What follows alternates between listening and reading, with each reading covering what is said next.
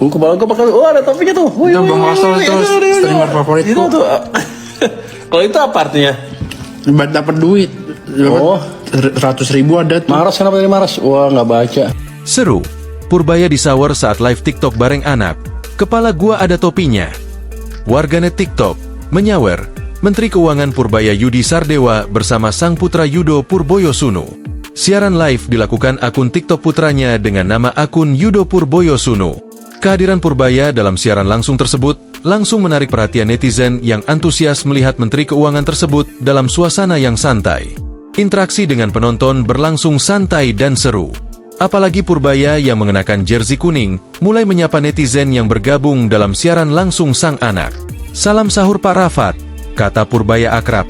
Purbaya terlihat belum paham dengan konten TikTok, sehingga banyak bertanya pada putranya saat ia menerima gift atau hadiah dari netizen.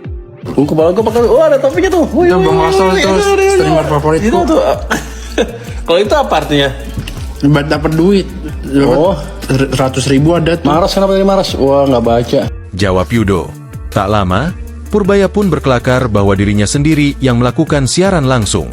Ada Bang Pastol di. Ini Pak Pur asli, Pak Pur jempol, bukan AI. Karena lagi sahur ya, bolehlah sedikit ini nemenin anak. Imbuhnya.